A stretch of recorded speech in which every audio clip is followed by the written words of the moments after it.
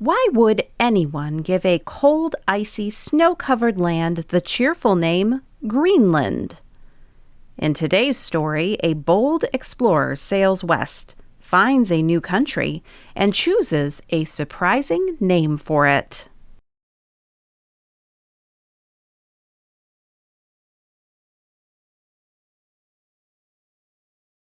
Let's look at the vocabulary and key places for our story. Take a moment to talk or think through the vocabulary and find today's story on the map. You might even compare its location to a modern atlas. If you have the lesson guide, now is a good time to pause, fill in the words you already know on the vocabulary page, and grab your blank map.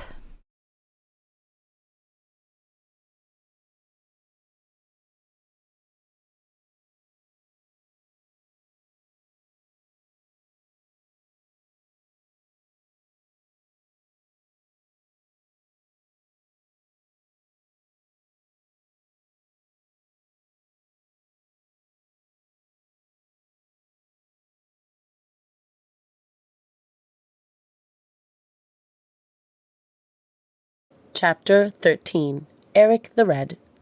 It was a spring day many years after Eyjolf died. All of the freemen in the west of Iceland had come to a meeting. Here they made laws and punished men for having done wrong. The meeting was over now. Men were walking about the plain and talking. Everybody seemed much excited. Voices were loud, arms were swinging. "It was an unjust decision," someone cried. "Eric killed the men in fair fight. The judges outlawed him because they were afraid. His foe Thorgest has many rich and powerful men to back him." "No, no," said another. "Eric is a bloody man. I am glad he is out of Iceland." Just then a big man with bushy red hair and beard stalked through the crowd. He looked straight ahead and scowled. "There he goes," people said, and turned to look after him. "His hands are as red as his beard," some said, and frowned. But others looked at him and smiled, saying, "He walks like Thor the Fearless." "His story would make a fine song," one said, "as strong and as brave and as red as Thor, always in a quarrel. A man of many places, Norway, the north of Iceland, the west of Iceland, those little islands off the shore of Iceland. Outlawed from all of them on account of his quarrels. Where will he go now, I wonder?" This Eric strode down to the shore with his men following. "He is in a black temper," they said. "We should best not talk to him." So they made ready the boat in silence. Eric got into the pilot's seat and they sailed off. Soon they pulled the ship up on their own shore. Eric strolled into his house and called for supper. When the drinking horns had been filled and emptied, Eric pulled himself up and smiled and shouted out so that the great room was full of his big voice. "There is no friend like mead. It always cheers a man's heart." Then laughter and talking began in the hall because Eric's good temper had come back. After a while, Eric said, "Well, I must off somewhere. I have been driven about from place to place like a seabird in a storm, and there is always a storm about me. It is my sword's fault. She is ever itching to break her peace bands and be out and at the play. She has shut Norway to me and now Iceland. Where will you go next, old comrade?" And he pulled out his sword and looked at it and smiled as the fire flashed on it. "There are some of us who will follow you wherever you go, Eric," called a man from across the fire.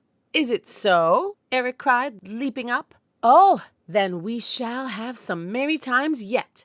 Who will go with me?" More than half of the men in the hall jumped to their feet and waved their drinking horns and shouted, "I, I!" Eric sat down in his chair and laughed. "Oh, you bloody birds of battle," he cried, "ever hungry for a new frolic. Our swords are sisters in blood, and we are brothers in adventure. Do you know what it is in my heart to do?" He jumped to his feet, and his face glowed. Then he laughed as he looked at his men. "Ah, I see the answers flashing from your eyes," he said, "that you will do it, even if it is to go down to Niflheim and drag up Hela, the pale queen of the stiff dead." His men pounded on the tables and shouted, "Yes, yes, anywhere behind Eric." "But it is not to Niflheim," Eric laughed. "Did you ever hear that story that Gunnbiorn told? He was sailing for Iceland, but the fog came down, and then the wind caught him and blew him far off.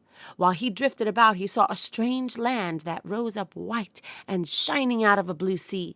Huge ships of ice sailed out from it and met him. I mean to sail to that land.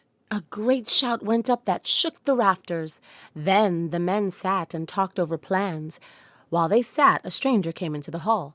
"I have no time to drink," he said. "I have a message from your friend, Eyjolf.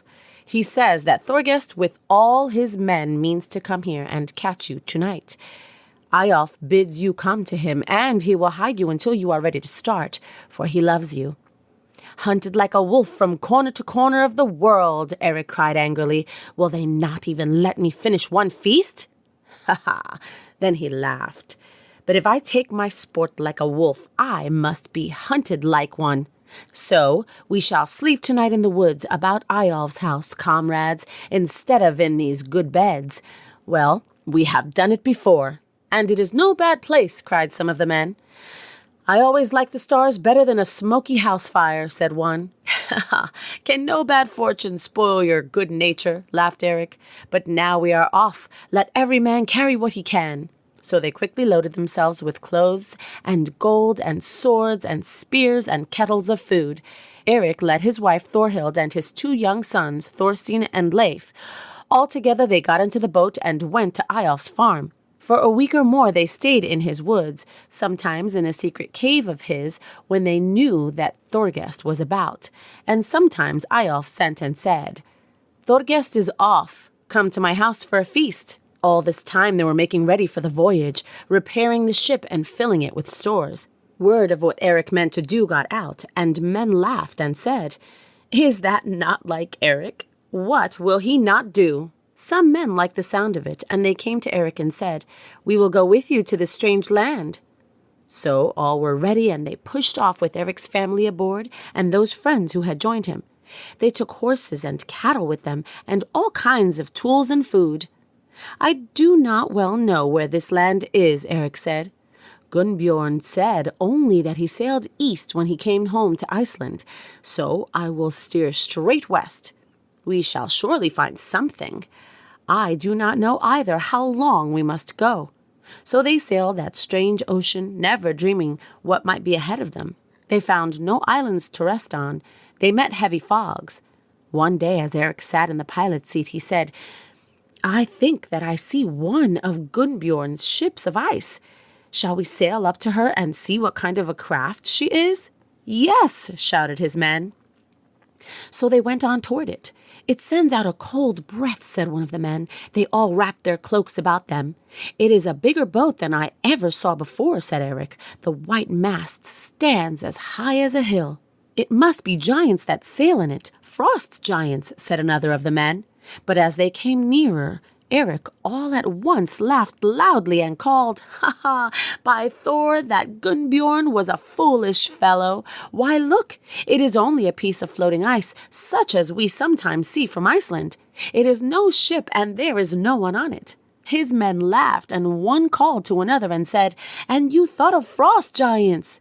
Then they sailed on for days and days. They met many of these icebergs. On one of them was a white bear. "Ha ha ha!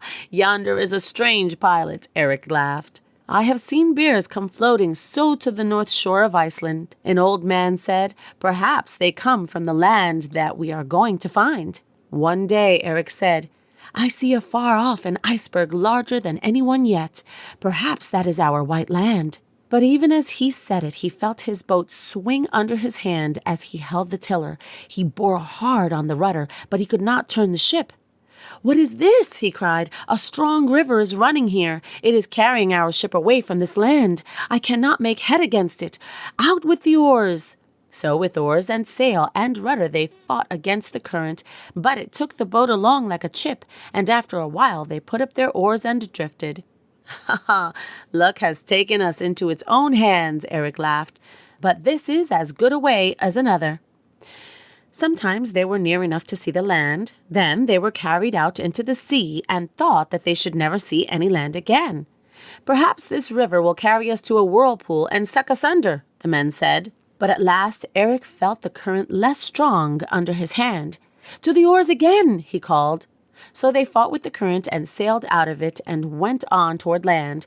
But when they reached the shore, they found no place to go in. Steep black walls shot up from the sea. Nothing grew on them. When the men looked above the cliffs, they saw a long line of white cutting the sky. "It is a land of ice," they said. They sailed on south all the time, looking for a place to go ashore. "I am sick of this endless sea," Thorhild complained. "But this land is worse." After a while, they began to see small bays cut into the shore with little flat patches of green at their sides. They landed in these places and stretched and warmed themselves and ate. "But these spots are only big enough for graves," the men said. "We cannot live here." So they went on again. All the time the weather was growing colder. Eric's people kept themselves wrapped in their cloaks and put scarves around their heads. "And it is still summer," Thorhild said. What will it be in winter?" "We must find a place to build a house now before the winter comes on," said Eric. "We must not freeze here." So they chose a little spot with hills about it to keep off the wind. They made a house out of stones, for there were many in that place. They lived there that winter. The sea for a long way out from shore froze so that it looked like white land. The men went out upon it to hunt white bear and seal. They ate the meat and wore the skins to keep them warm. The hardest thing was to get fuel for the fire. No trees grew there. The men found a little driftwood along the shore, but it was not enough. So they burned the bones and the fat of the animals they killed. "It is a sickening smell," Thorhild said. "I have not been out of this mean house for weeks. I am tired of the darkness and the smoke and the cattle. And all the time I hear great noises, as though some giant were breaking this land into pieces." "Ah, cheer up, good wife," Eric laughed. "I smell better luck ahead." Once Eric and his men climbed the cliffs and went back into the middle of the land. When they came home, they had this to tell. It is a country of ice, shining white. Nothing grows on it but a few mosses. Far off, it looks flat, but when you walk upon it, there are great holes and cracks. We could see nothing beyond. There seems to be only a fringe of land around the edge of an island of ice. The winter nights were very long. Sometimes the sun showed for an hour, sometimes for only a few minutes. Sometimes it did not show at all for a week. The men hunted by the bright shining of the moon or by the northern lights. As it grew warmer, the ice in the sea began to crack and move and melt and float away. Eric waited only until there was a clear passage in the water. Then he launched his boat and they sailed southward again. At last they found the place that Eric liked. "Here I will build my house," he said. So they did and lived there that summer and pastured their cattle and cut hay for the winter and fished and hunted. The next spring Eric said, "The land stretches far north. I am hungry to know what is there." Then they all got into the boat again and sailed north. "We can leave no one here," Eric had said.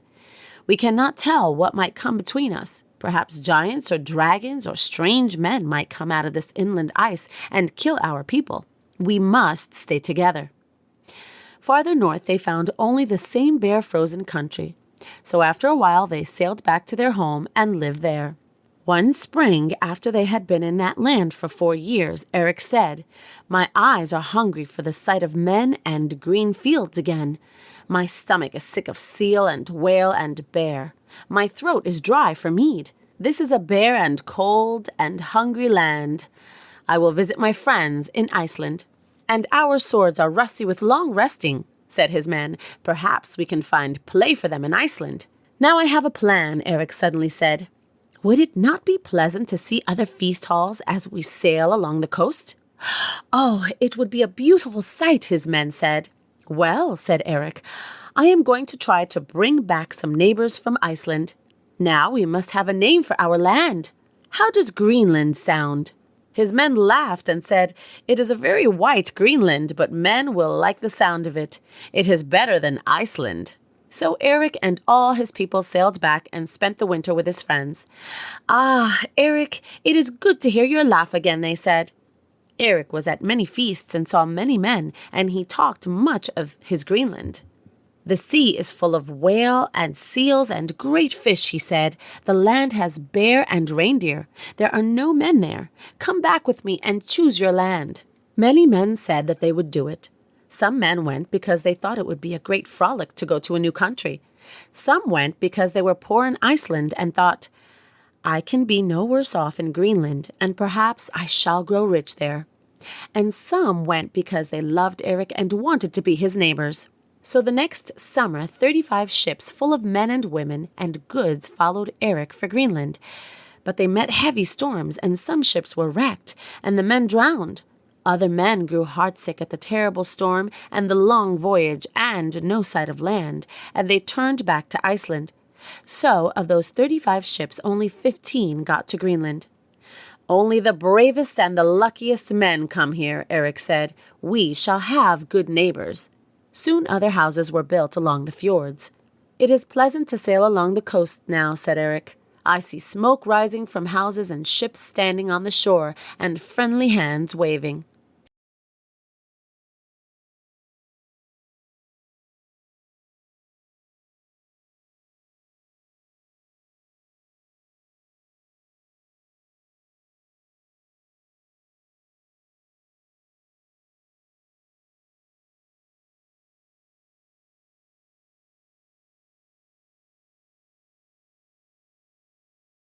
So why did the icy land get such a green name?